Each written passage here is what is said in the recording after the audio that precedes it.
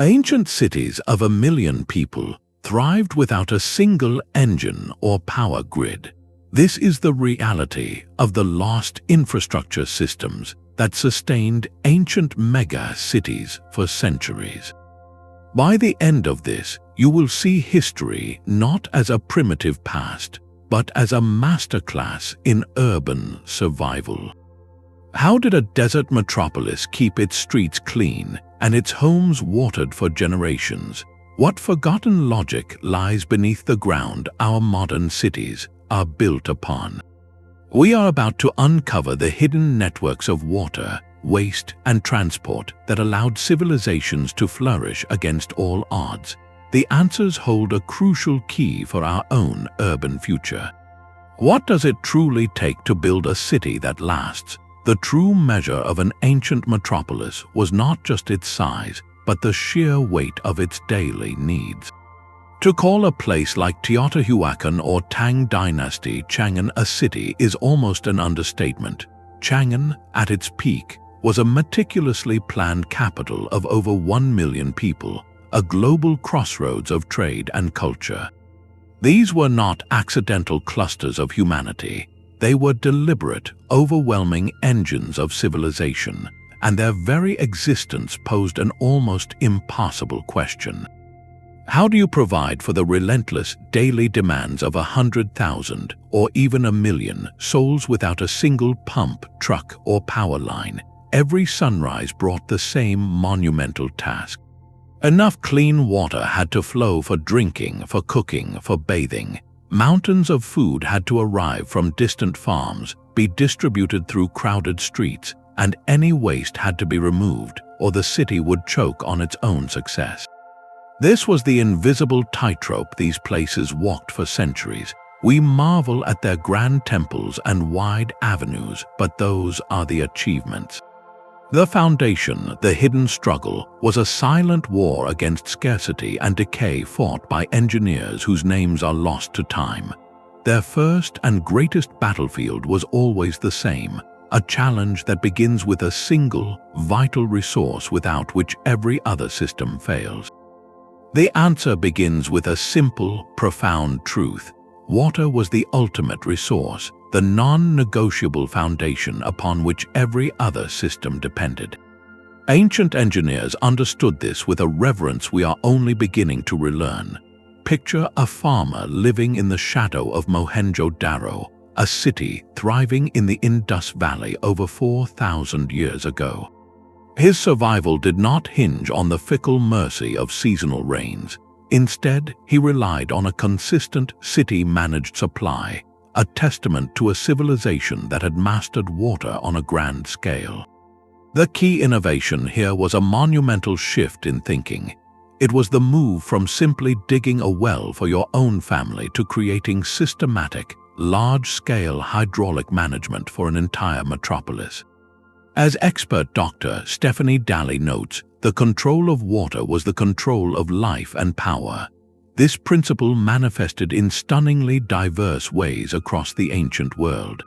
Some cities became masters of capture, channeling pure mountain spring water over vast distances through stone aqueducts. Others learned to harvest the torrential monsoon rains, creating vast reservoirs that would hold life through the dry season. And some, like the ingenious Nabateans in the desert city of Petra, became experts of conservation.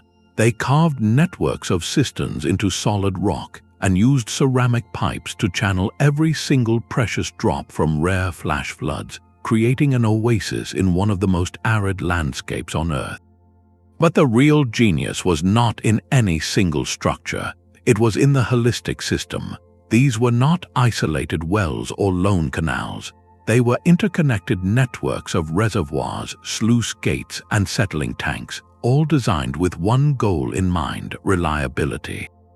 This was the first and most critical infrastructure triumph, viewing water not as a random gift, but as a managed system to be designed, maintained, and protected. And once you have mastered the art of moving water, you unlock the potential for something even more ambitious: the architectural marvels that would define a city's grandeur and distribute that lifeblood to every corner. Yet the true marvel was not simply having water, but commanding it to flow exactly where you wanted. This brings us to the second principle, the Aqueduct Network, a symphony of engineering that defied gravity itself. While the soaring stone arches are what we remember, they were merely the punctuation in a much longer sentence. The real story begins with a surveyor on a distant hillside, armed with simple tools like the groma and corabates. His task was almost unimaginable: to plot a course over 50 miles of rugged terrain where the water channel had to drop only a few feet for every mile it traveled. A slope too steep would scour and destroy the channel walls. A slope too shallow and the water would stagnate. This precision, a gradient of perhaps 1 in 3,000, was the silent heartbeat of the entire system. It allowed gravity, the most reliable and free force available, to perform all the work.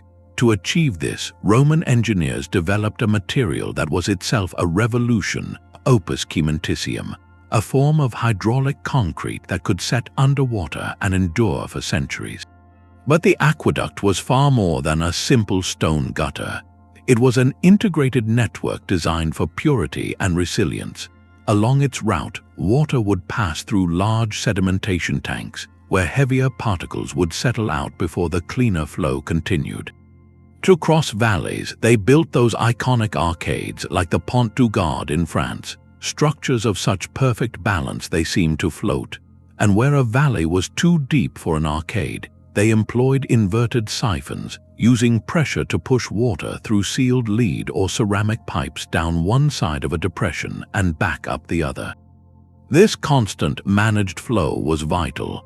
It prevented stagnation and kept the water supply fresh, feeding a vast distribution system within the city itself. The end point of this monumental effort was not a private tap for the wealthy, but a public fountain on a bustling street corner. This was a profoundly democratic idea. Clean water, the very essence of life, was made accessible to every social class, from the senator to the street vendor. It transformed the urban experience. Public baths became social hubs, latrines with running water improved public health, and ornamental fountains turned city squares into places of beauty. The Aqueduct Network proved that infrastructure was not a hidden utility, but the very foundation of civic life and public luxury. But such a colossal undertaking, requiring a permanent corps of engineers and maintenance workers, begs a deeper question. What fueled this ambition? What supported the immense labor and cost required to bend geography to a city's will? The answer lies not in the city's streets, but far beyond its walls, in the organized abundance of the countryside. But a city built on water cannot survive on water alone. The third principle, the one that truly unlocked urban life on a massive scale, was the mastery of agricultural surplus and the granary system. A metropolis of 1 million people is a biological engine with a relentless appetite. Every single day, thousands of tons of food had to flow into its gates, a logistics chain running entirely on human and animal power. The physical symbol of this system was not a farm, but a warehouse. Picture the Horia Galbi in Rome, a sprawling complex of granaries near the Tiber River.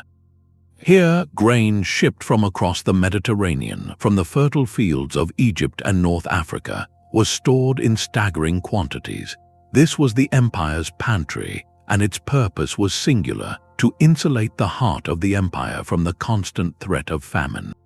The creation of this surplus was the first miracle. It required not just fertile land, but advanced agricultural techniques, irrigation networks that extended the growing season, crop rotation to preserve soil health, and sophisticated management of resources.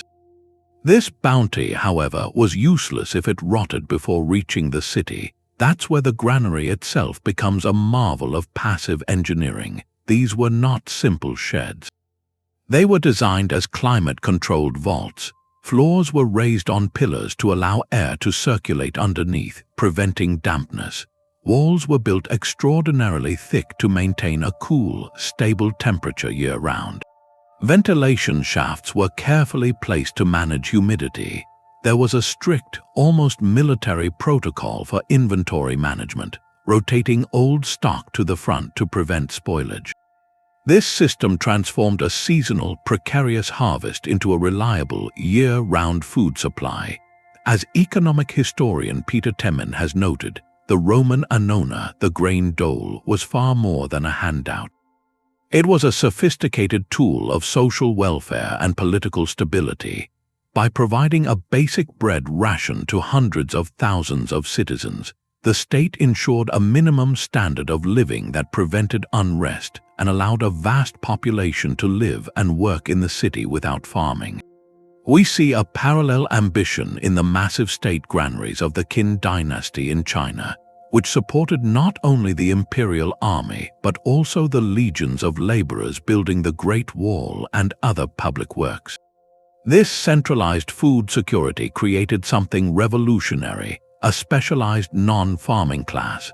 Artisans, soldiers, administrators, and merchants could all exist because the granary system freed them from the daily struggle for food.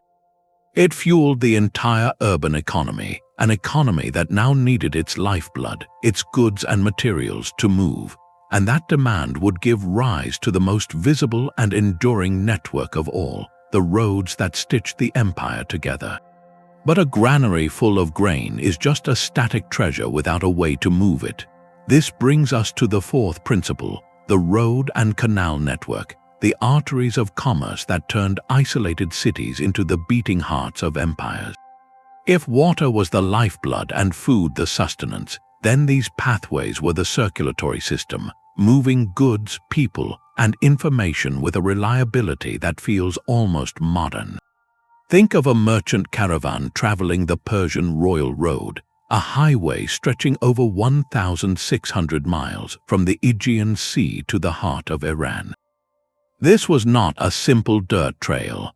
It was a state-maintained corridor with way stations, guarded posts, and a revolutionary postal system where royal messages could travel its entire length in just 7 days. That level of connectivity was a deliberate act of political and economic engineering.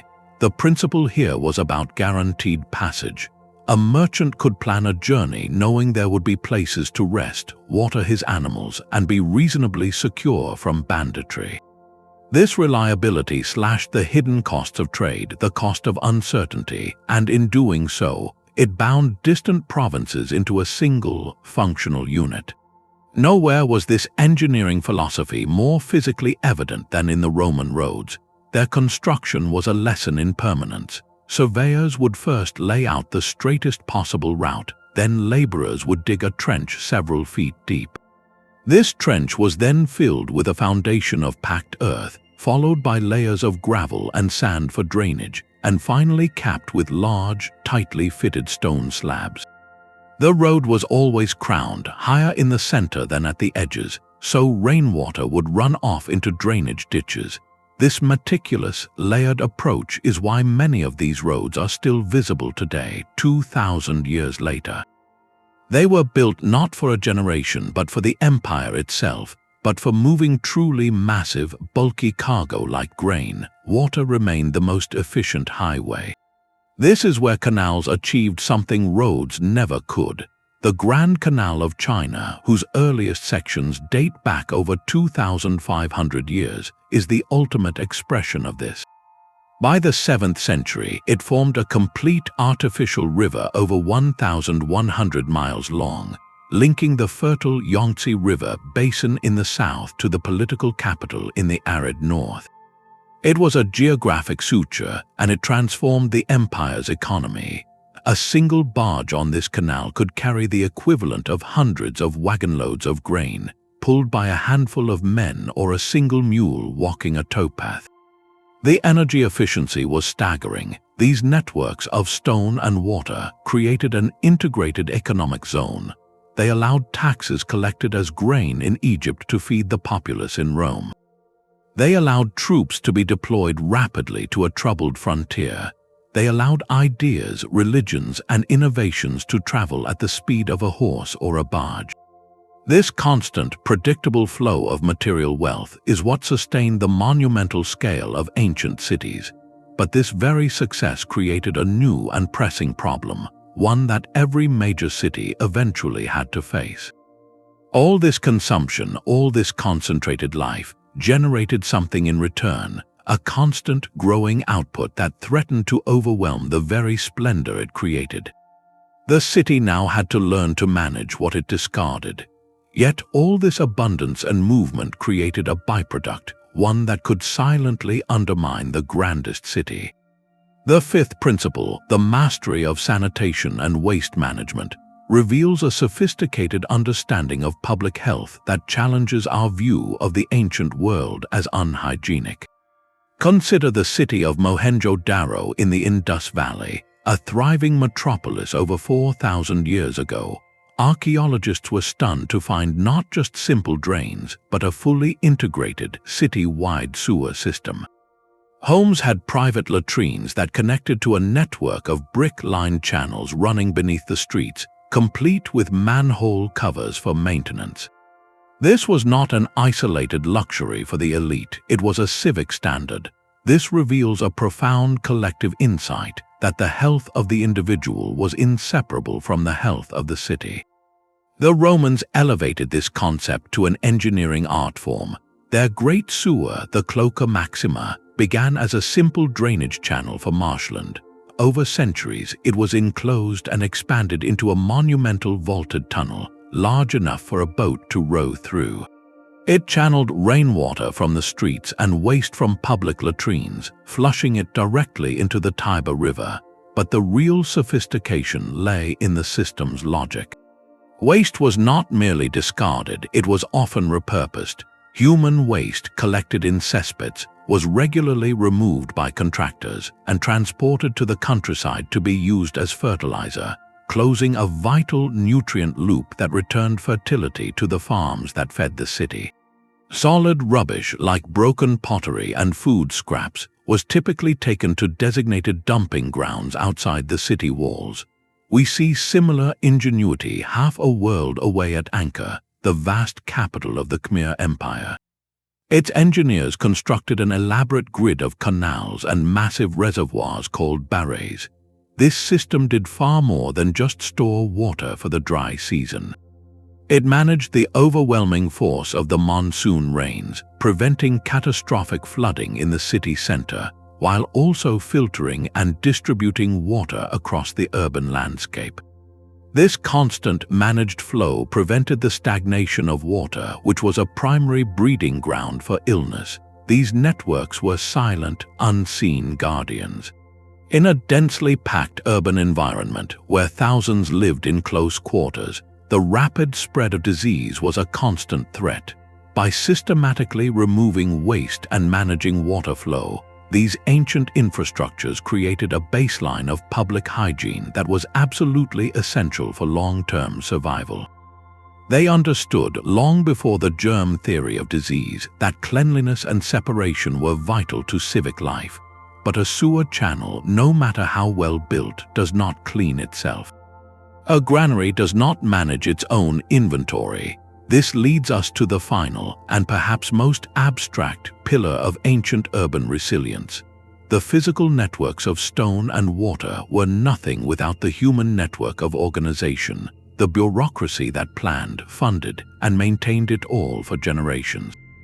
The most durable material in any ancient city was not stone, but information.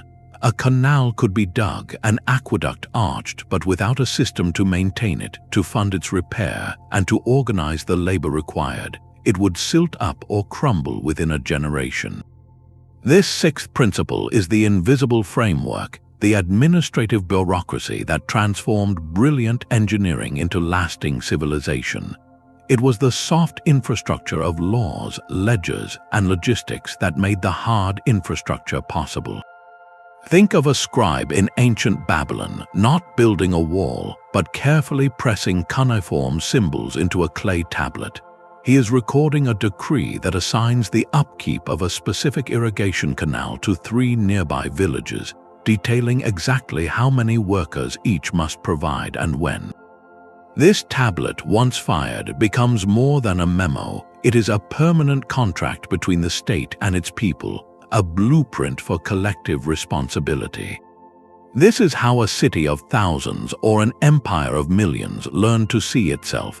As historian James C. Scott has explored, these early states developed tools of legibility, standardized weights and measures, censuses, and codified laws, all to make a vast and complex territory something that could be managed, taxed, and sustained. You cannot maintain what you cannot measure. This need gave rise to specialized offices that sound remarkably modern. In Rome, the curator aquarum was a senator of high rank appointed solely to oversee the entire water supply, from the mountain springs to the public fountains. He commanded a permanent staff of engineers, surveyors, and even a dedicated police force to protect the aqueduct channels from vandalism or unauthorized tapping. In Tang Dynasty China, the Ministry of Works was a massive bureaucratic engine responsible for all public construction, from roads and granaries to palaces and flood control dams. They managed staggering budgets and workforces, all documented on endless scrolls. The lifeblood of this system was often a form of tax paid not in coin, but in labor, known as corvée service. For a set number of days each year, a citizen owed his work to the state. This was how the pyramids were raised, how canals were dredged, and how roads were patrolled. It was a direct conversion of human energy into public goods. But bureaucracy was not just about organization, it was also about accountability. The famous Code of Hammurabi, one of the world's oldest legal documents, includes specific clauses about infrastructure. One law states that if a farmer is negligent and allows his field to flood, damaging the communal irrigation ditch, he must compensate his neighbors for the grain they lost. Another dictates that if he fails to maintain his section of the embankment and a breach occurs, he must pay for the repairs. This was infrastructure law, recognizing that in an interconnected system, individual neglect had collective consequences. This administrative layer was the glue. It ensured that the genius of the initial engineer was not a fleeting moment, but the founding of an institution. It turned projects into programs. It provided the steady, predictable flow of resources, labor, and legal authority that kept water flowing, granaries full, and roads open, season after season, decade after decade. Yet, for all its sophistication, this entire edifice of stone and scroll rested on a final, fundamental pillar. Every action of every scribe, every swing of a laborer's pick, every turn of a water wheel was powered by one ultimate source. The silent engine of every ancient metropolis was not a machine, but muscle and fire. Before any thought of industry, the fundamental question was one of joules and calories, how to harness enough raw energy to keep the city warm, fed, and working. The seventh principle was the ancient power grid, a vast, organized system for procuring and distributing fuel. Picture the vast woodlots that stretched across the Italian countryside, not as wild forests, but as carefully managed farms for the city of Rome. Teams of loggers would fell trees, which were then cut, split, and stacked onto barges for the journey down the Tiber River. This constant, floating procession of timber was the city's lifeblood, feeding an insatiable demand. The fuel powered the hypocaust systems that heated public baths, the massive ovens of commercial bakeries that produced bread for hundreds of thousands, and the forges of metalworkers crafting everything from nails to swords. This was a systematic supply chain, as critical as the grain dole. Historians estimate that a city like Rome may have consumed the equivalent of several thousand acres of forest every single year just for heating and cooking. This scale created an early environmental challenge that demanded innovation. Deforestation around major urban centers was a common and pressing issue. leading to some of the first recorded attempts at managed forestry and the search for alternative fuels. In Han Dynasty China, as early as 2,000 years ago, communities facing timber shortages began mining and using coal for heating and metalworking, a significant shift in energy sourcing. The logistics of this energy economy were complex. Fuel merchants operated under state oversight, with prices often regulated to prevent profiteering during shortages. And alongside the burning of biomass was the constant living energy of animals. Oxen turned heavy millstones to grind grain into flour. Donkeys and mules in endless trains carried goods where canals and roads could not reach. In regions where wood was scarce, people demonstrated remarkable adaptability. In the wetlands of the Netherlands, communities harvested and dried peat, a precursor to coal from the bogs. In arid landscapes, dried animal dung became a vital, if humble, source of cooking heat. This constant flow of energy from managed forests and alternative fuels, from the strength of oxen and the endurance of porters, powered the secondary industries that made urban life possible. It fired the kilns that produced the bricks and tiles for buildings, the ceramics for storage and trade, and the lime for mortar. It smelted the ore for tools and hardware. The ancient city was literally built and maintained by its fuel supply, a flow of energy so fundamental it was often invisible, yet without it, every other system would have ground to a halt. This intricate dance of procurement and use points to a final, overarching intelligence, a way of thinking that connected the forest to the forge, the farm to the fountain, into a single, resilient organism. A city's skeleton was built from the ground it stood upon, the soaring arches of an aqueduct, the vast floor of a granary, the perfectly fitted stones of a road. None of these appeared by magic. They were the final product of a sprawling, often invisible, industrial landscape that stretched far beyond the city walls. This eighth principle, material sourcing and supply chains, reveals the ancient metropolis not as a solitary wonder, but as the hungry heart of a vast production network. Every block of stone, every barrel of lime, every roof tile began its journey in a state of raw nature, and the system to transform it was as engineered as the final monument. To build the Colosseum, you first had to command the earth itself. Visualize the massive travertine quarries near Tivoli, about 20 miles from Rome.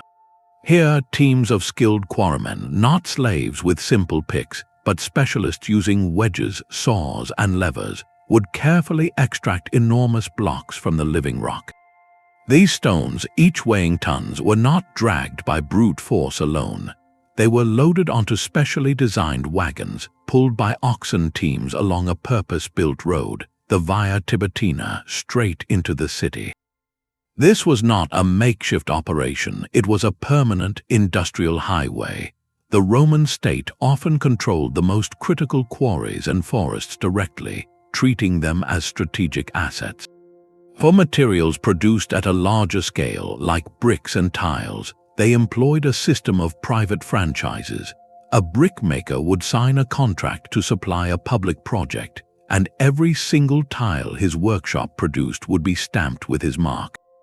This was not a signature of pride, but a legal stamp of accountability. If a batch of bricks failed, the officials knew exactly who to hold responsible. This practice enforced a remarkable level of quality control across the empire. Furthermore, these bricks were made to standardized sizes. A Roman brick had consistent dimensions, which meant a mason anywhere from Britain to Syria knew exactly how to fit it into a wall, dramatically speeding up construction. This standardization is a hallmark of systematic thinking, treating building materials not as unique artworks, but as interchangeable components in a vast urban machine. But the system also displayed a surprising efficiency through recycling. Roman concrete, that revolutionary material, often used broken pottery, crushed statues, or even rubble from older demolished buildings as its aggregate. Nothing was wasted if it could bear weight, and for truly special, symbolic elements, the supply chains could stretch across the known world. The majestic red granite columns you see in the Pantheon were quarried in Egypt, shipped across the Mediterranean, and transported up the Tiber, a testament to both imperial reach and an insatiable desire for grandeur. We see a different, deeply local adaptation in the ancient city of Teotihuacan. Its builders did not have access to vast limestone quarries. Instead, they used a locally abundant volcanic rock called Tezontl. This stone was lightweight and porous, making it easier to transport and shape, and it provided excellent insulation against the valley's temperature swings. The entire city, from its towering pyramids to its residential compounds, was built from this single, cleverly exploited resource. This entire material economy was a massive, ongoing operation. It demanded legions of skilled laborers, quarrymen, charcoal burners, lime kiln operators, bricklayers, and cart drivers. These workers, in turn, needed to be housed, fed, and paid, creating a self-reinforcing economic cycle. The city consumed materials to grow, and in doing so, it created the jobs and demand that fueled further growth and maintenance. Yet this beautiful, complex cycle of creation was perpetually fragile. It faced constant, looming threats that could unravel centuries of work in a generation. The very networks that sustained life could become vectors for catastrophe, and the greatest designs could be undone by forces no engineer could fully control. A city's walls were its final argument. For all the brilliance of its aqueducts and the abundance of its granaries, a metropolis remained a glittering target, and its ultimate infrastructure was the one designed to say no. This ninth principle, defense and perimeter security, transformed the urban landscape into a shield. The most formidable example ever built may be the Theodosian walls of Constantinople. For over 1,000 years, they defied every army that approached. This was not a simple barrier, but a deeply layered defensive ecosystem. Attackers first faced a wide, water-filled moat. Beyond that stood an outer wall, lower but studded with towers. If that fell, invaders then confronted a killing ground before the massive inner wall, soaring over 30 feet high and 15 feet thick, reinforced with 96 colossal towers spaced for overlapping fields of fire. This design created a series of deadly choke points, a geometric solution to the problem of overwhelming force. As military historian John Keegan observed, the strength of a city's walls often determined the fate of empires, for they allowed a civilization to endure long enough to outlast its attackers. The engineering was meticulous. Walls were not flat surfaces, they were active instruments of defense. Flanking towers allowed defenders to shoot along the base of the wall, preventing siege ladders from taking hold. Hidden sally ports, small gates concealed within the wall, enabled defenders to launch surprise counterattacks. Internal ramps, wide and gently sloped, allowed for the rapid movement of troops and supplies to any threatened sector. But true defensive thinking went far beyond the main battlements. It extended to the protection of the life-giving systems themselves. Aqueducts, those vulnerable arteries, were often fortified where they crossed open ground. Bridges carrying water channels were built with defensive towers, and critical sections near the city were sometimes run through underground tunnels to prevent an enemy from cutting the supply. Granaries, the repositories of a city's survival, were heavily guarded and often placed within the innermost citadel. Road networks were planned with defense in mind, with the ability to be blocked or flooded to slow an advancing force. The Great Wall of China embodies this principle on a continental scale. While it famously marked a frontier, its strategic value was also economic. By securing the northern borders, it protected the Silk Road trade corridors that funneled wealth, horses, and information into the heart of the empire, allowing northern cities to flourish in relative security. This protective shell created a psychological and physical space where the intricate internal machinery of urban life could hum along. Behind walls that seemed eternal, bakers could bake, administrators could tally, and engineers could plan for the next season. The wall was the ultimate enabler of normalcy, yet this formidable focus on external threats reveals a telling vulnerability. The greatest danger to a city's intricate balance was not always the army camped outside the gates. It could fester within, born from the very systems designed to sustain it. A failed harvest, an interrupted grain shipment, or a tainted water supply could unravel social order faster than any battering ram. The walls kept armies out, but they could also trap desperation inside.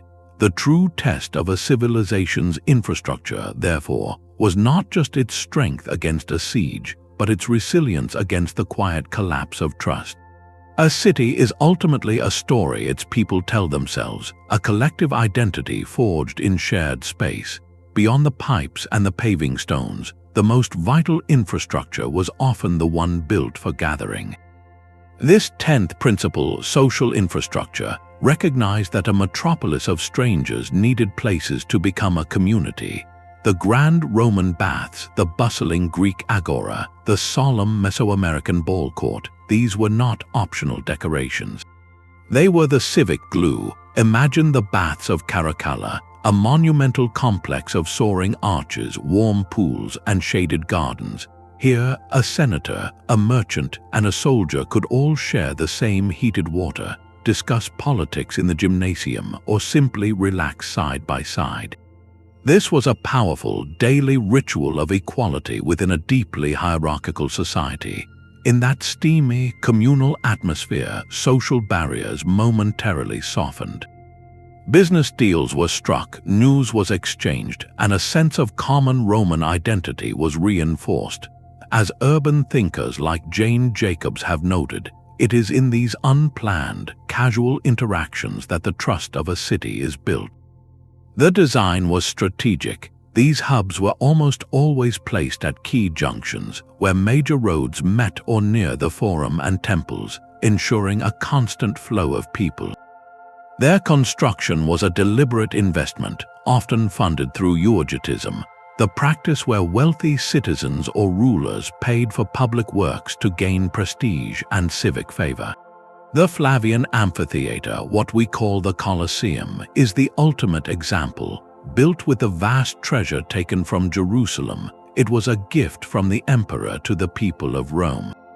Its games were a spectacular tool of political theater, offering bread and circuses to appease the populace and demonstrate imperial benevolence, but the function was deeper than distraction. In a city of 1 million people from across the empire, speaking dozens of languages, the arena was a crucible of shared experience. The collective roar of the crowd, whether in approval or dismay, created a powerful, if temporary, feeling of unity. This investment in quality of life, in spectacle and socialization, was a critical part of the social contract. It helped maintain order and public support for the very system that demanded taxes and labor to maintain the aqueducts and granaries.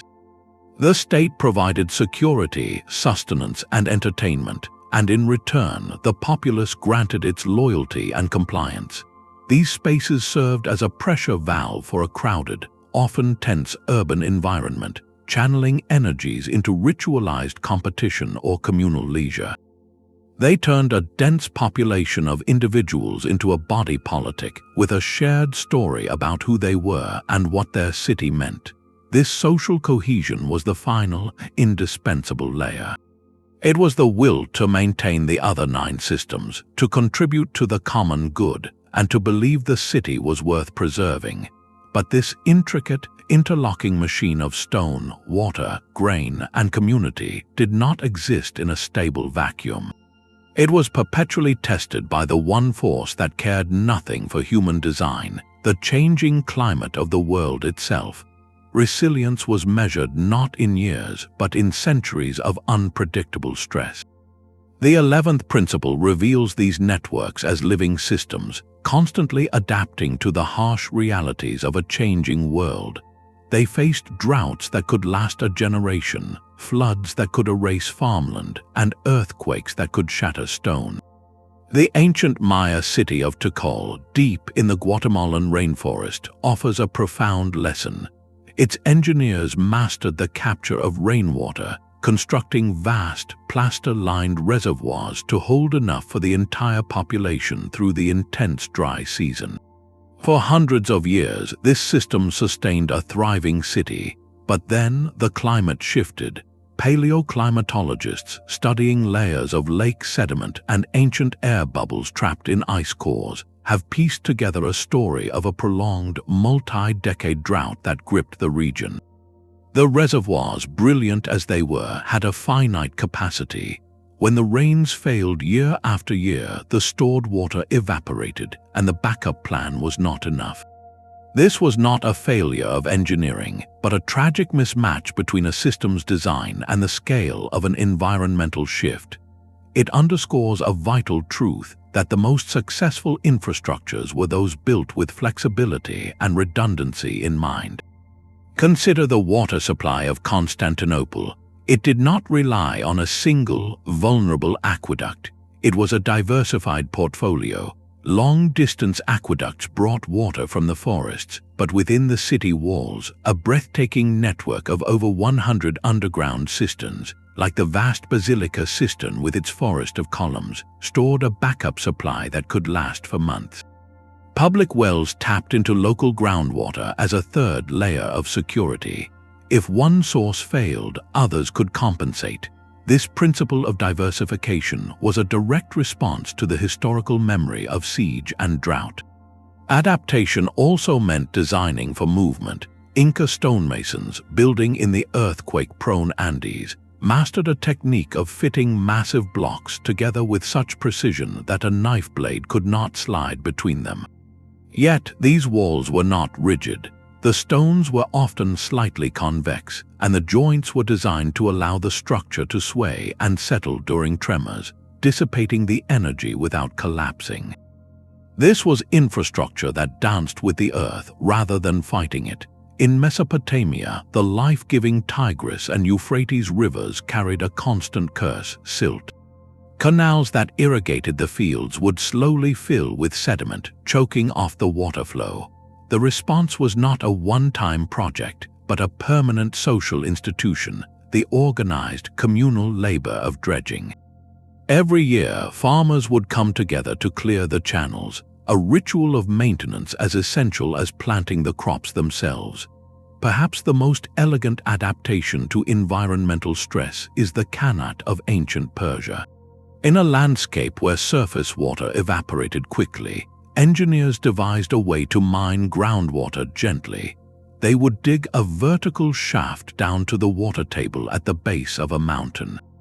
Then, working from that point, they would tunnel backwards at a very slight slope for miles, allowing gravity to guide the water to the surface at a lower elevation, all while keeping it protected from the sun in a cool, underground channel.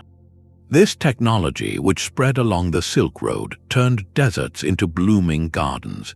These stories of adaptation form a long historical record, a manual written in stone and sediment. They teach us that sustainability is not about building a perfect, static system. It is about building a responsive one with backups, with flexibility, and with the social organization to maintain and adjust it over time. The ultimate test of this holistic resilience can be seen in one civilization that turned its entire landscape into a symbiotic machine. Angkor was a city built on water, and its true scale remained hidden for centuries beneath the jungle canopy. The recent use of lidar technology, a form of airborne laser scanning, peeled back the green veil to reveal a breathtaking truth. The Khmer capital was not a dense cluster of stone temples, but a vast, low-density urban sprawl covering over 1,000 square kilometers, all orchestrated around a single, monumental purpose: the management of water. At its heart lay an engineering marvel, the West Barre. This artificial reservoir is a staggering 8 kilometers long and 2 kilometers wide, an expanse of water so vast it could only be the work of a civilization thinking on a generational scale. But this was not just a giant bathtub. It was the central node in an intricate, city-wide hydraulic grid of canals, moats, and channels. The system's genius was in its elegant simplicity.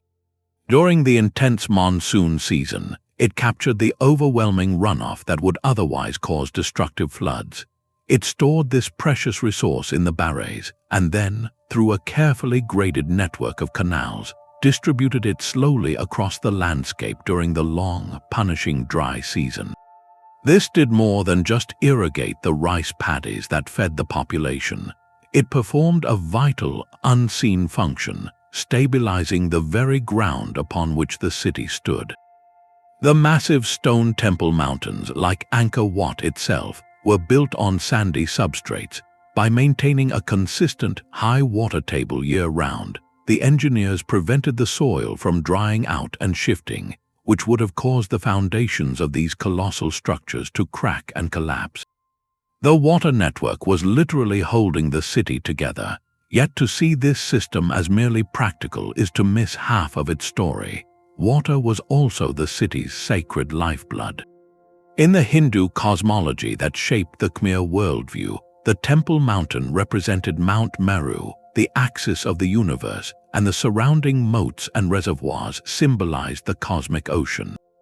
Every time water flowed from the baray into a temple moat, it was reenacting a divine myth, merging practical necessity with profound spiritual meaning.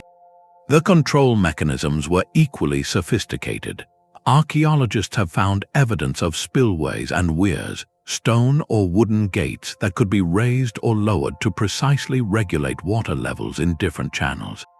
This allowed managers to prioritize water for the temple precincts, for agriculture, or for residential districts, creating a managed hierarchy of flow. The system's longevity is a testament to its initial brilliance, powering a mega-city for over 500 years, but its eventual faltering offers a sobering lesson. Research led by archaeologist Damien Evans suggests that the very success of Angkor may have sown the seeds of its vulnerability. As the city expanded, the water network was extended and modified, becoming increasingly complex and possibly overexploited. When severe droughts linked to broader regional climate shifts struck in the 14th and 15th centuries, the strained system may have been unable to cope. Canals silted up, the carefully balanced water table dropped, and the agricultural base faltered. This was not a sudden collapse, but a slow unraveling of a symbiotic relationship between infrastructure, ideology, and ecology. Angkor stands as a monumental case study in holistic urban design, proving that a city's most vital system is the one that harmonizes with the environment it depends upon. To find a civilization that mastered this harmony in an entirely opposite landscape, we must turn from the monsoon-soaked jungle to the heart of the desert. Deep beneath the rolling plains of Cappadocia, an entire civilization learned to hide. While the great empires built upwards, proclaiming their power to the heavens, here the people engineered a sanctuary in the opposite direction. Carved into the soft, malleable volcanic rock known as tuff, places like Derinkuyu are not mere caves or temporary shelters. They are fully realized subterranean cities, descending over 200 feet into the earth, capable of housing 20,000 people for months at a time. This is infrastructure reimagined as a refuge, a life support system designed for one primary purpose: survival during invasion. The entrance to this hidden world was a masterclass in concealment. A person would enter through a narrow, camouflaged tunnel in a surface dwelling, perhaps a humble home or a stable. Once inside, they could roll a massive, circular stone door across the passage.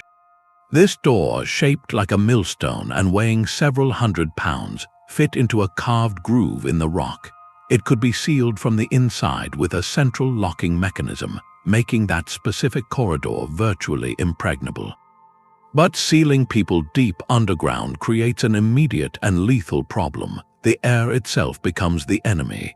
Without a constant supply of fresh oxygen, the entire population would succumb in a matter of hours. The engineers of Derinkuyu solved this with astonishing precision. They carved over 50 ventilation shafts, some stretching from the deepest chambers all the way to the surface.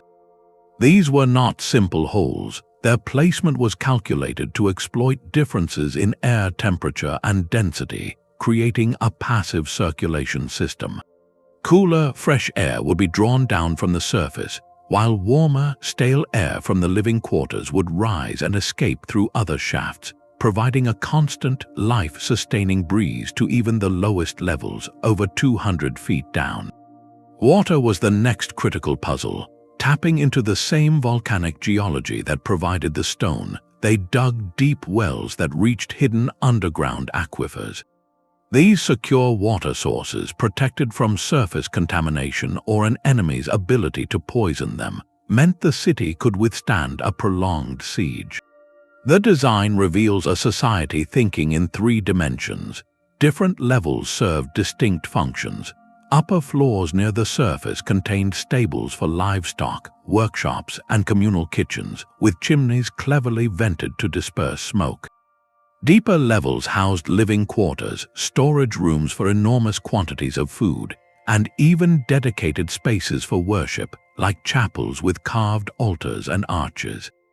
Winemaking presses and oil storage vats indicate they planned not just to survive, but to maintain a semblance of normal life and ritual below ground. This was not a single, isolated fortress. Derinkuyu is connected by miles of tunnels to other underground complexes in the region, suggesting a coordinated, regional defensive network. As archaeologist Dr. A.G. Uzkaya notes, these were not permanent homes. Surface communities lived and farmed in the open during times of peace. The underground city was their communal panic room, a pre-planned, fully stocked sanctuary to retreat into when scouts signaled the approach of an army. This case study fundamentally flips our understanding of ancient urban infrastructure. It shows that sustainability and resilience could also mean strategic disappearance. The goal was not to project power through towering monuments, but to preserve the population, its culture, and its social cohesion by literally vanishing from sight. It is a stark, powerful contrast to the sprawling, open cities of Rome or Chang'an. Their glory was in their visibility, their defiance written in stone against the skyline.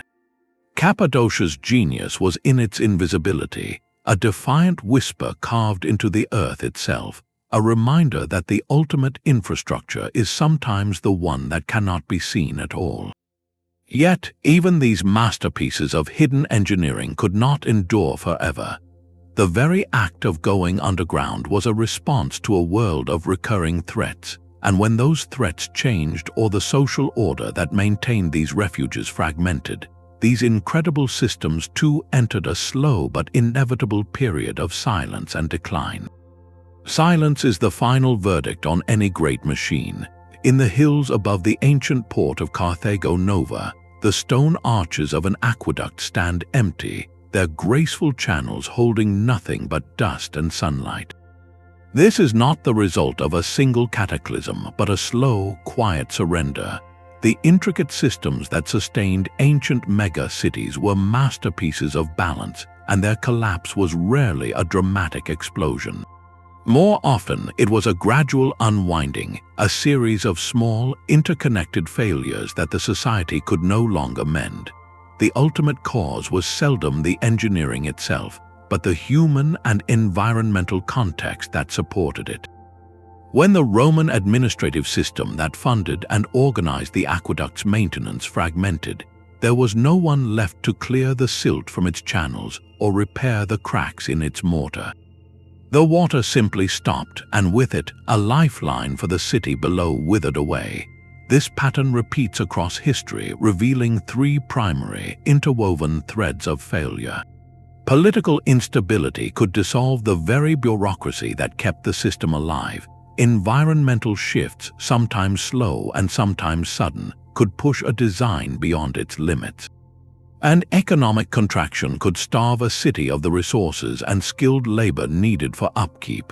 Take the simple, relentless process of siltation. a canal designed to irrigate 10,000 acres of farmland is a brilliant thing. But without a dedicated corps of laborers to dredge it each year, sediment slowly builds up on the bottom. The water flow diminishes, the fields at the far end of the canal begin to parch, and the agricultural yield drops. This creates a vicious cycle. A smaller harvest means less tax revenue for the state, which means even fewer resources to pay the dredging crews. The system begins to consume itself. Similarly, the very success of a city could plant the seeds of its own vulnerability. The demand for fuel and building materials led to widespread deforestation on the hills surrounding many urban centers. Without tree roots to hold the soil in place, the next heavy rains would wash tons of eroded earth directly into the reservoirs and canals downstream.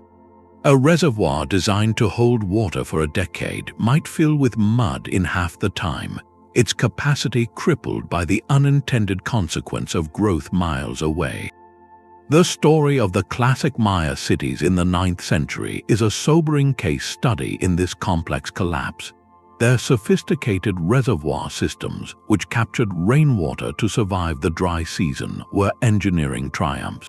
But research suggests a perfect storm of pressures converged. A prolonged period of intense drought, visible in geological records, placed an unbearable strain on the stored water supply.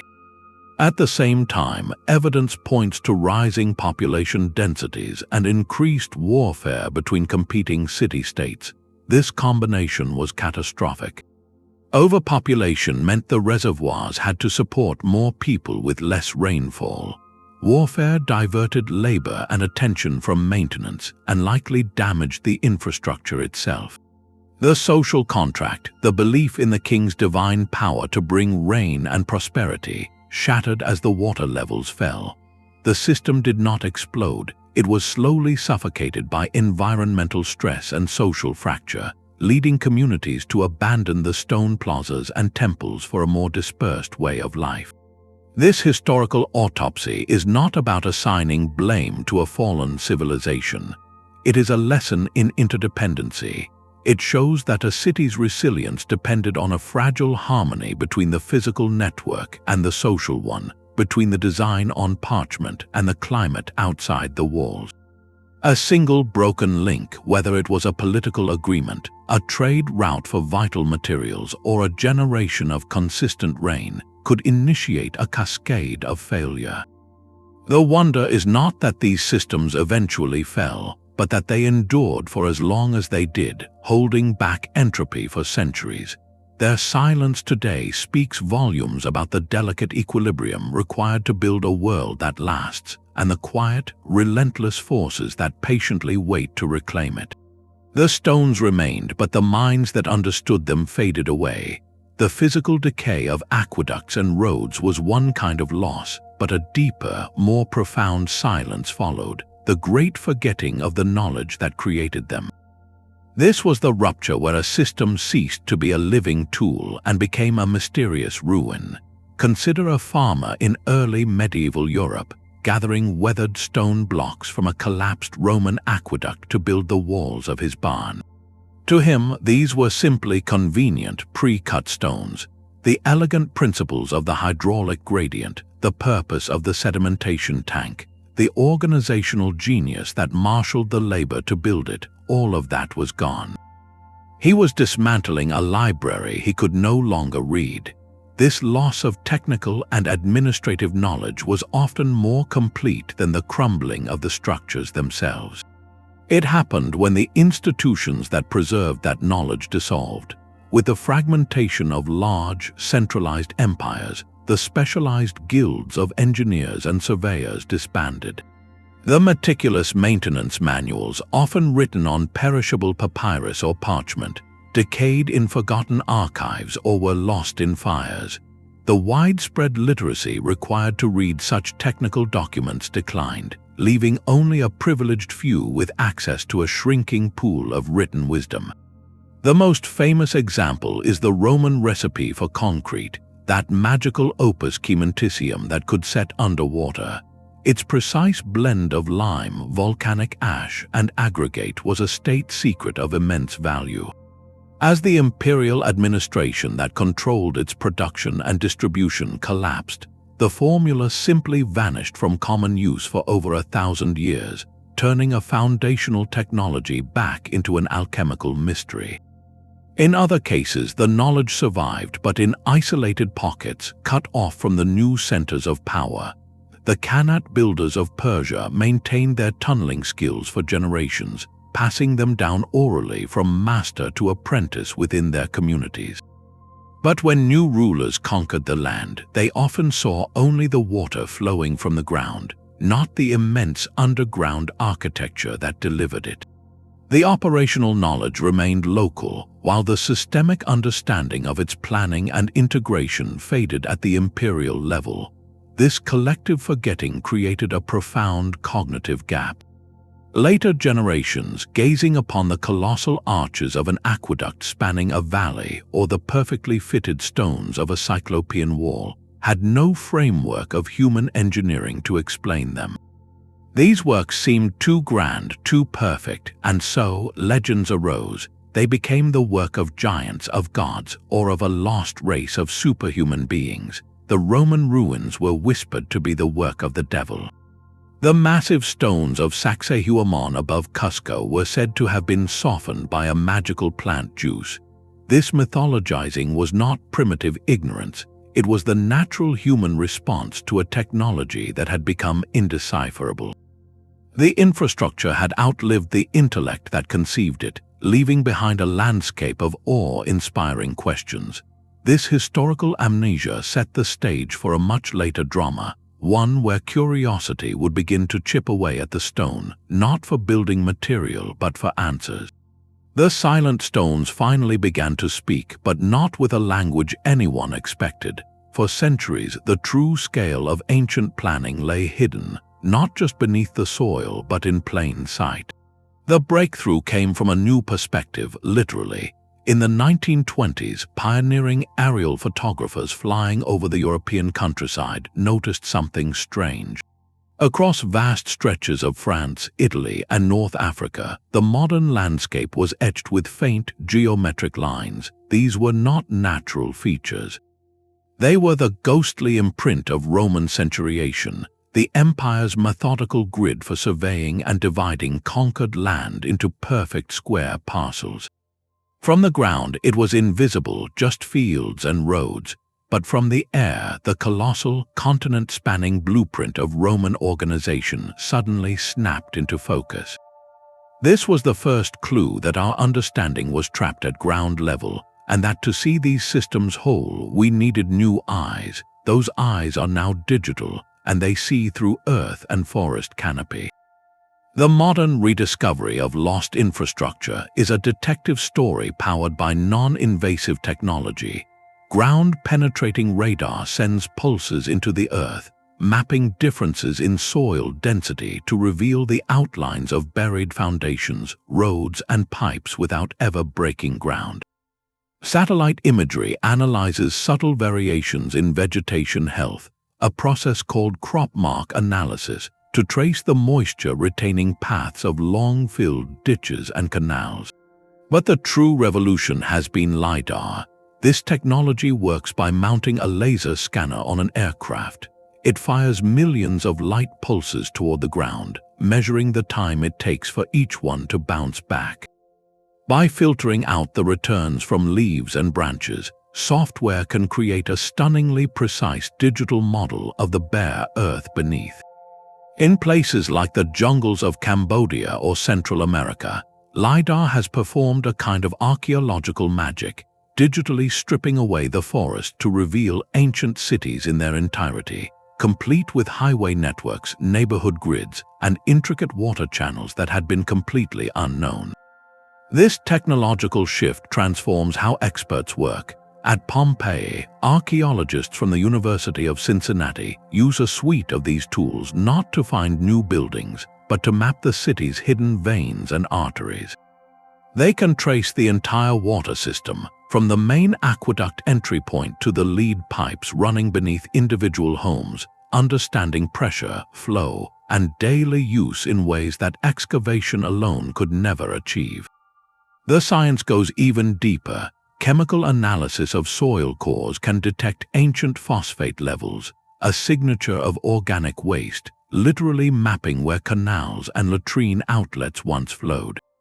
Perhaps most powerfully, researchers now use computer modeling to simulate these systems. They can input the known dimensions of an aqueduct channel, its gradient, and the water source, and run a digital simulation to see exactly how much water it delivered, how fast it flowed, and where potential bottlenecks or failures might have occurred.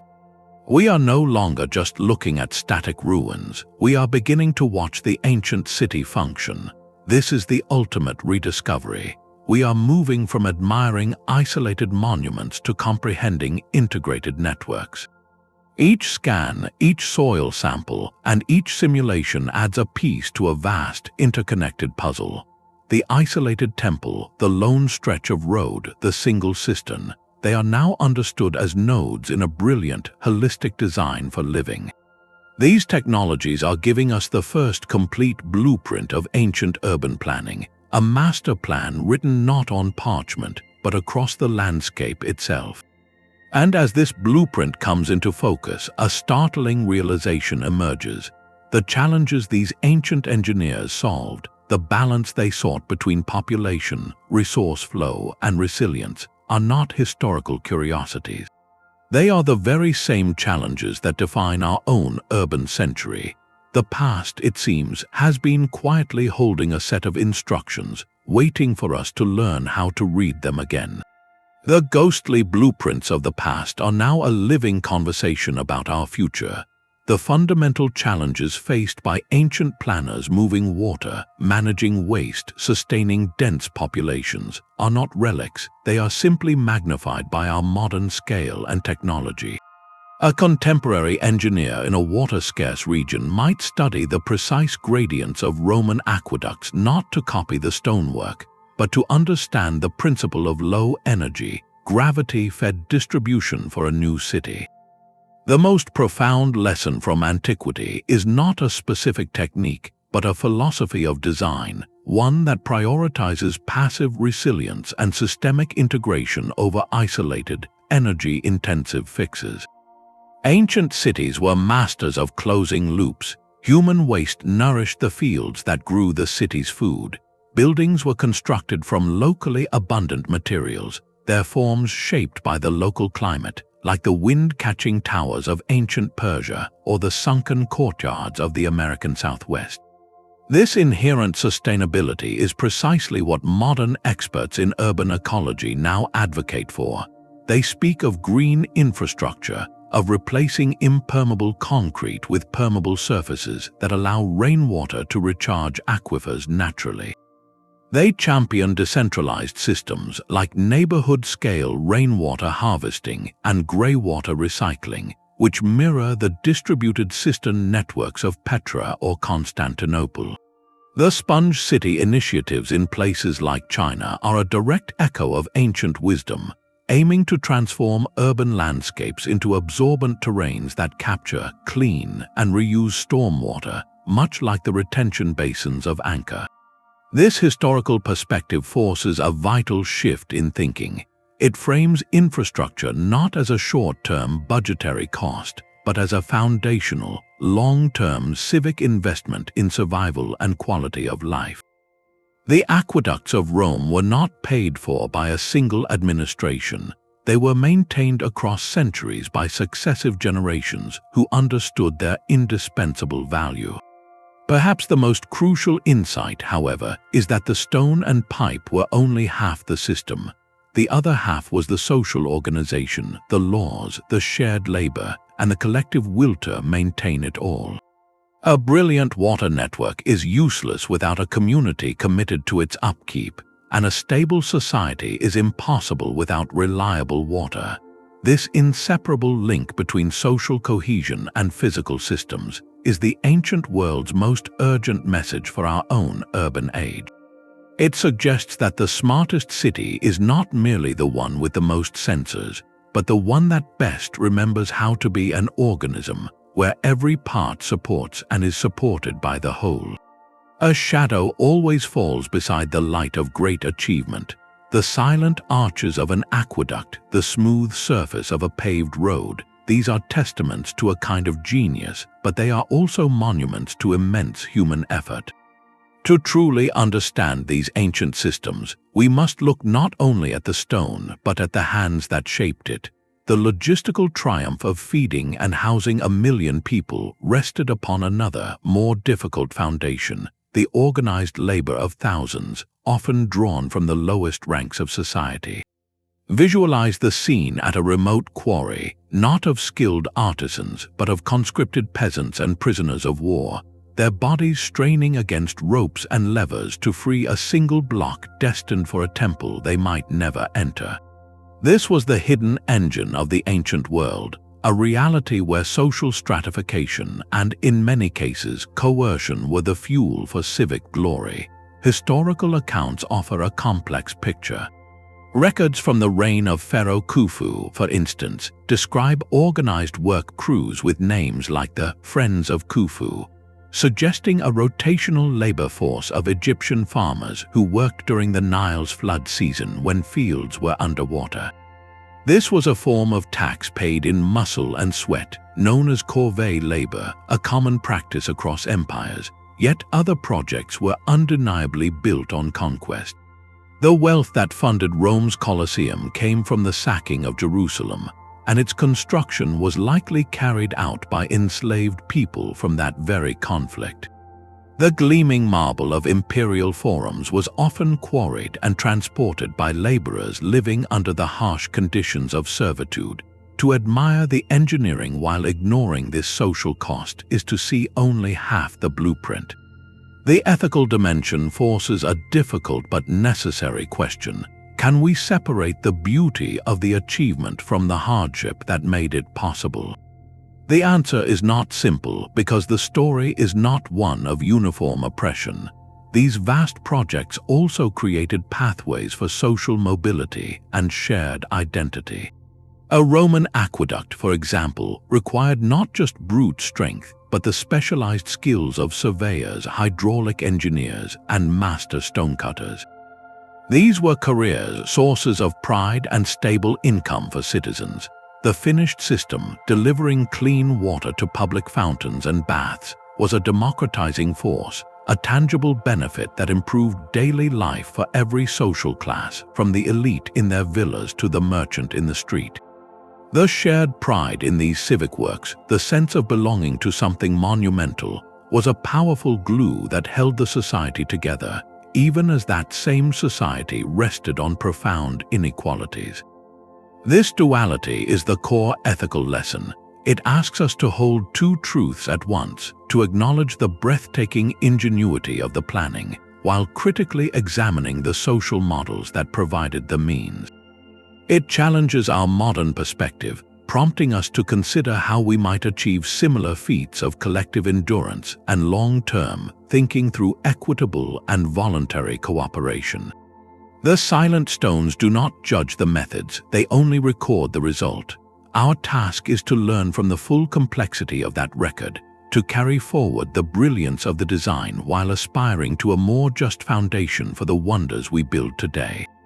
And if we listen closely to that lesson, it directs our curiosity back to the earth itself, wondering what other profound truths about human ambition and cost remain waiting in the unexcavated soil. Even with our most advanced tools, some ancient blueprints remain stubbornly incomplete. For every aqueduct we map and every granary we understand, there exists a parallel list of profound and tantalizing unknowns.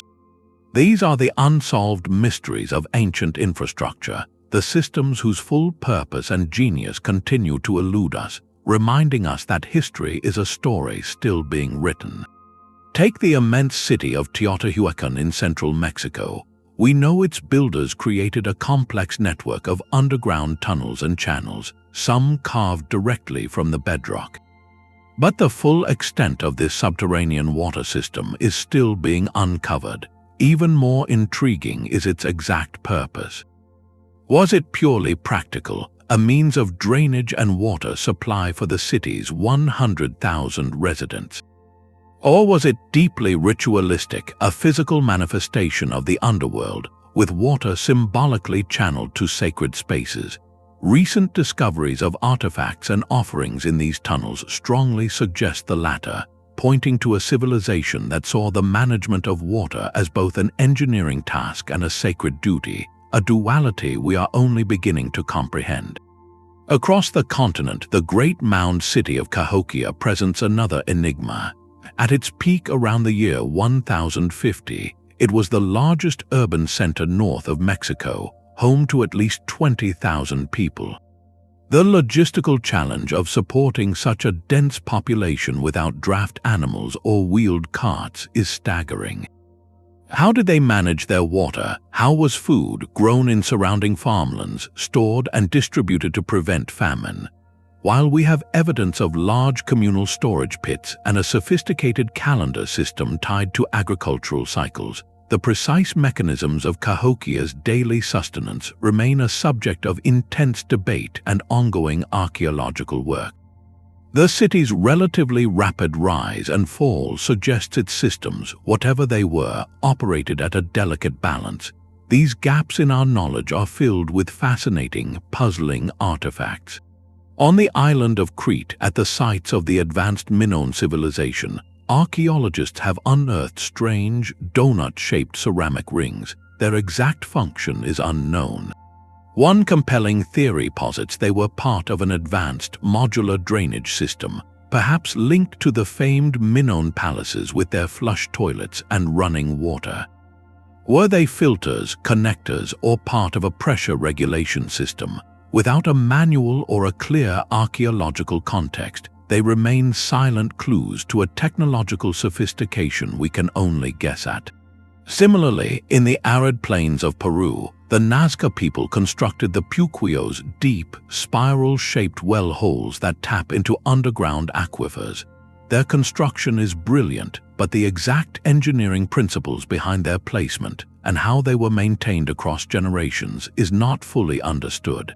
Some researchers believe they were part of a vast, managed hydraulic landscape that transformed the desert, a system so effective its basic principles are still used in the region today.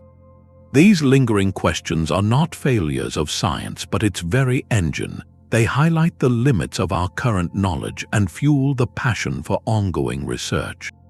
Expert opinions are often divided, and that debate is where discovery thrives. Each unknown is a locked door, a new excavation, a fresh application of ground-penetrating radar, or a novel approach to soil chemistry might one day provide the key.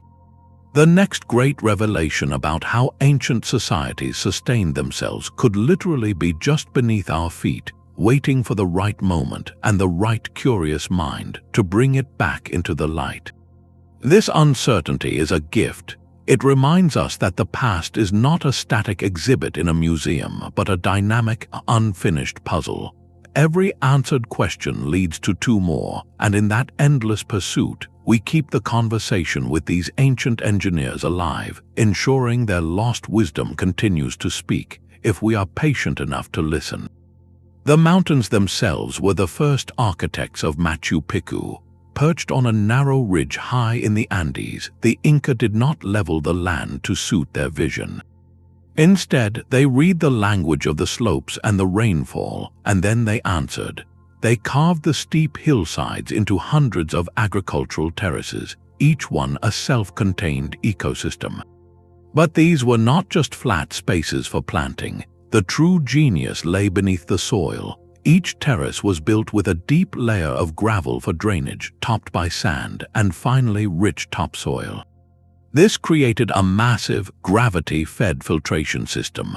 When the heavy mountain rains fell, the water would seep through, preventing the soil from becoming waterlogged and heavy, which would have caused the entire mountainside to slide away. The water was then channeled through stone conduits that ran alongside the stairways, directing it safely away from the foundations of the city. This was not irrigation, it was a conversation with the mountain's own hydrology. The Inca understood that the geography and the climate were not obstacles to be conquered, but active partners in the design. They listened, and then they built a response. This principle of collaboration with the environment was a universal rule for ancient engineers. In the flat, sun-baked floodplains of Mesopotamia, the geography dictated an entirely different solution. Here, the great rivers Tigris and Euphrates provided life, but their floods were unpredictable and their waters needed direction. The response was a vast, capillary-like network of canals and dikes. The land's flatness made large-scale irrigation possible, but it also meant managing silt and salinity was a constant generational battle. The environment set the terms, and the engineers devised a system to work within them. Conversely, in the rugged mountains of Peru, flat farmland was impossible. The geography demanded the terraces, turning vertical challenges into productive advantages. The climate and terrain were the first and most important design brief. This collaboration extended to harnessing invisible forces. In the arid cities of ancient Persia, architects designed structures called badgers or wind catchers. These tall, tower-like features captured the prevailing breezes high above the city, funneling the cooler air down into the heart of buildings and across water reservoirs, providing natural air conditioning in the blistering heat. They worked with the wind patterns, not against them. Similarly, Roman bathhouses were meticulously oriented to capture the low-angle winter sun through large windows, passively heating the pools and changing rooms, while using thick walls and shaded courtyards to stay cool in summer. This is an early form of what we now call biomimicry and passive design, where the built environment seeks to emulate and leverage natural processes. The philosophy was one of elegant adaptation.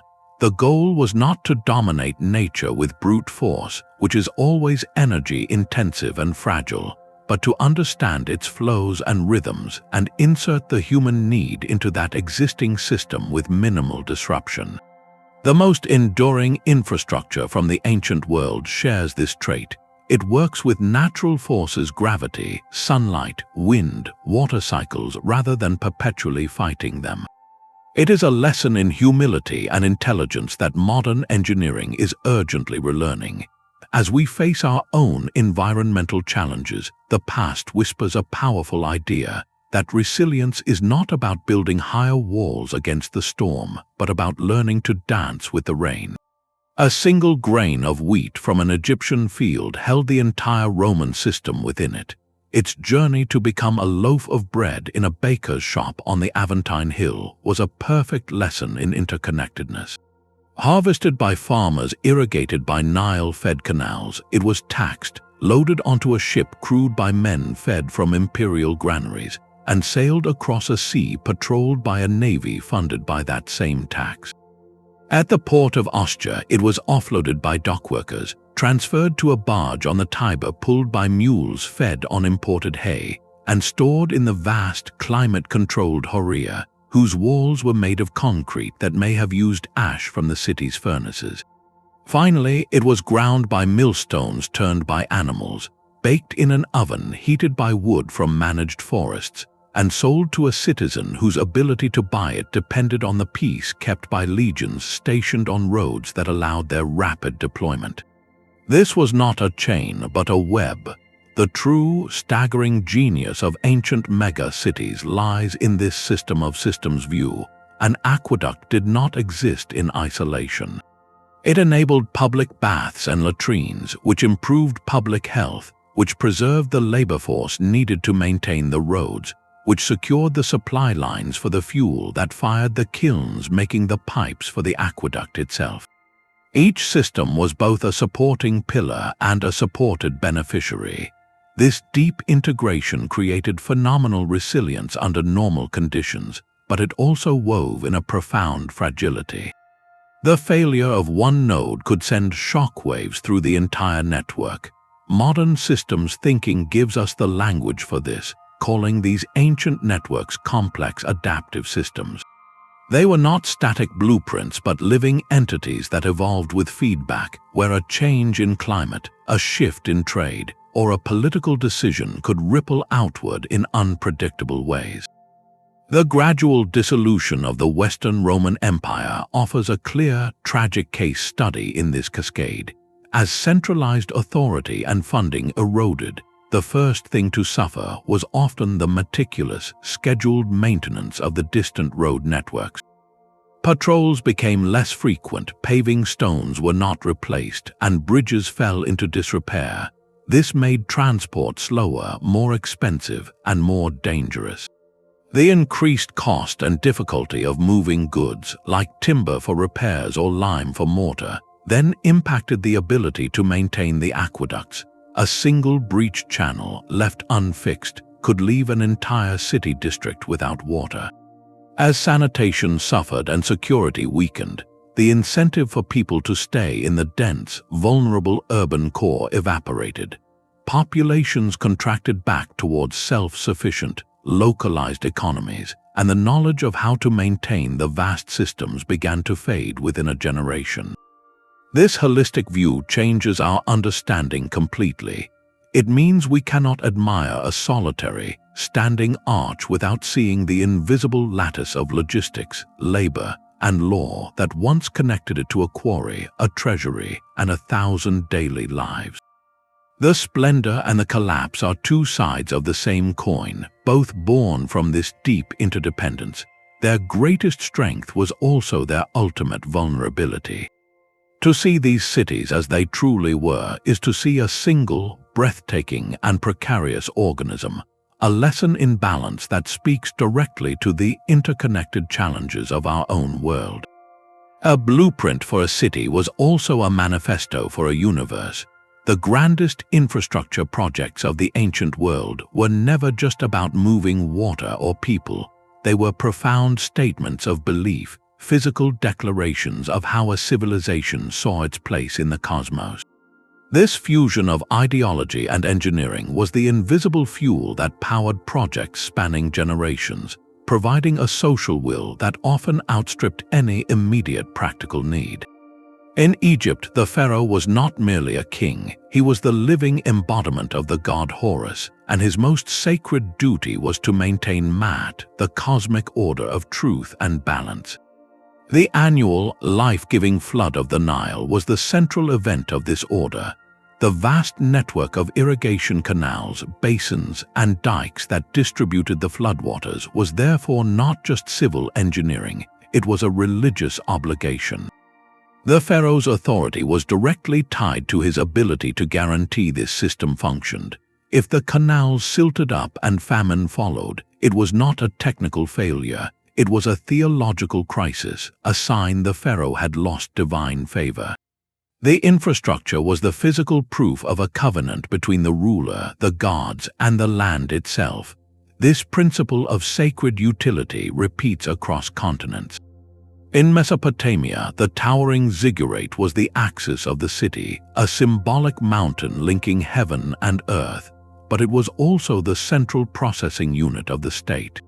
From its heights, priests and administrators could survey the endless patchwork of fields fed by a web of canals.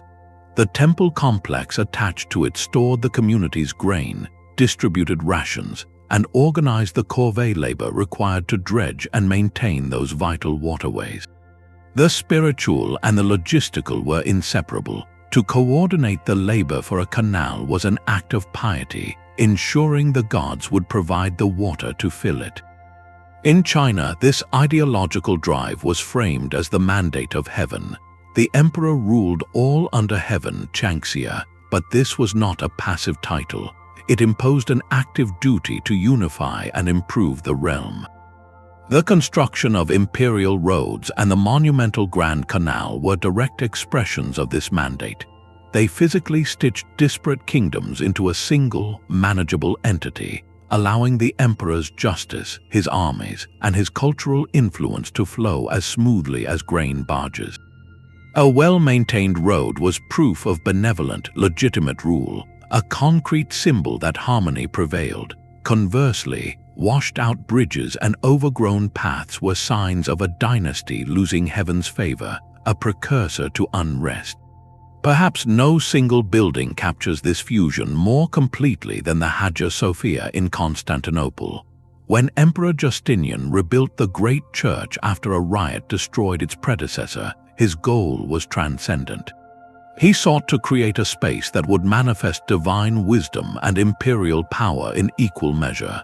The engineering was breathtaking, a daring dome that seemed to float on a cascade of light. But the message was unmistakable. The sheer scale, the lavish materials gathered from across the empire, the unprecedented speed of construction, all proclaimed that God's favor rested on Justinian and his capital. The building was infrastructure for the soul, designed to awe subjects and intimidate rivals, proving that the city's spiritual and political foundations were unshakable. This long-term vision, fueled by deep cultural beliefs, is what allowed societies to commit to projects they knew they would never see completed. A pharaoh began a pyramid knowing only his descendants would place the capstone. A Chinese emperor ordered a canal that would take decades to dig. The payoff was not in quarterly reports, but in eternal legacy and sustained cosmic order. This ideological driver provided the patience, the collective will, and the immense resources that pure practicality could rarely muster. It asked people to labor for a vision larger than their own lifespan, to contribute to a story that would outlast them. In our modern era of short election cycles and immediate returns, this ancient understanding poses a quiet, challenging question. What shared belief, what common story, is grand enough today to inspire us to build for a century we will never see? The language we use to describe our own cities is often a fossil of their ancient bones. Our word plumbing comes directly from plumbum, the Latin term for lead, the very material Roman engineers used to craft the pipes that snaked beneath their streets. This is more than a linguistic curiosity. It is a direct thread connecting our modern world to the operational logic of an empire 2,000 years gone. The legacy of these lost systems is not confined to museums or archaeology journals. It is embedded in the very ground we walk on and the names we give to our homes. Major modern cities like London, built atop Roman Londinium, or Paris, rising from ancient Lutetia, often have their foundational geography dictated by decisions made centuries ago. The curve of a modern street might follow the line of an old Roman road, simply because that path represented the most efficient route across the landscape, a logic that remains valid today. In many European towns, the medieval stone walls that once defined the city center were themselves constructed using the rubble and foundations of Roman fortifications, a literal layering of one civilization upon the shoulders of another. This enduring imprint is often encoded in plain sight in the names on our maps. Across England, towns ending in Chester, Castor, or Cester, like Winchester or Lancaster, derive from the Latin word castra, meaning a military fort or camp. These were the sites of permanent Roman garrison towns, and the name persisted long after the legions left. Similarly, a place called Stratford denotes a street ford, a crossing point on a road, marking a node in the ancient transportation network. A bridge, a spring, a mill, these features named our ancestors' landscapes based on the infrastructure that made life there possible. Even when the physical structure vanished, the memory, and thus the name, endured for generations. The influence goes deeper than nomenclature. The subtle topography of the land often holds the ghost of ancient engineering.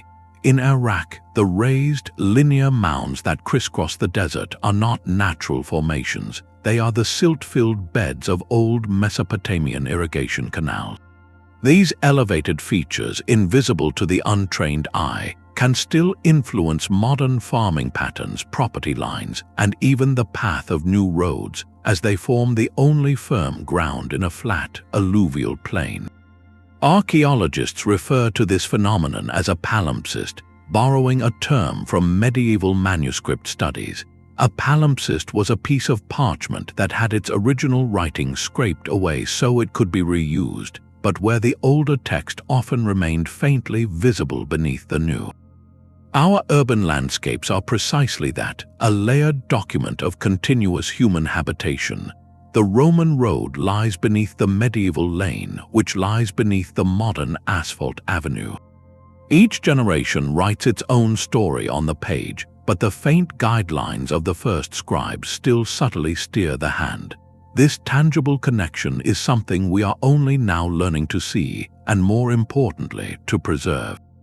Modern construction projects often become impromptu archaeological digs, revealing the intricate brickwork of a Roman sewer or the stone foundation of an aqueduct pier. The challenge becomes one of integration, how to honor and protect these testaments to ancient ingenuity while allowing a living city to grow and change. Some cities now build viewing windows into subway stations or basement levels, allowing the public to glimpse the ancient walls that still support their modern world. This practice transforms infrastructure from a hidden utility into a public heritage, a reminder that the foundations of our society are far older and more interconnected than we often realize. It prompts a humbling thought that the decisions of an engineer plotting a canal in the dust 3,000 years ago might still be influencing the value of a farmer's field or the route of a commuter's drive today. This silent, enduring guidance is the ultimate testament to the power of those lost systems, a whisper from the past that we are finally learning to hear. A rediscovered road can vanish faster than it was found. The moment we shine a light on these ancient networks, they face a new and immediate set of threats caught between our curiosity and our progress. A perfectly preserved stretch of Qin Dynasty roadway, unearthed by archaeologists, might lie directly in the path of a planned high-speed rail line. The dilemma is stark and deeply human. How do we honor the past without halting the future? The needs of a living, breathing community for homes, roads, and economic growth often collide with the silent, static evidence beneath their feet. This conflict defines the modern struggle to preserve the physical evidence of lost infrastructure. The dangers are multifaceted and often invisible. Groundwater contaminated by modern agricultural runoff or industrial waste can seep into the soil, chemically attacking and dissolving organic remains like wooden pipes, leather seals, or food residues that hold irreplaceable clues. Even well-intentioned admiration poses a risk, as tourism, while vital for funding, brings a constant pressure of footsteps that can erode fragile stone pavements and compact the earth around delicate foundations. Perhaps the most universal challenge is simply a lack of resources, the dedicated funding and specialized expertise needed not just to excavate, but to conserve a site in perpetuity. Conservation is a science of gentle intervention.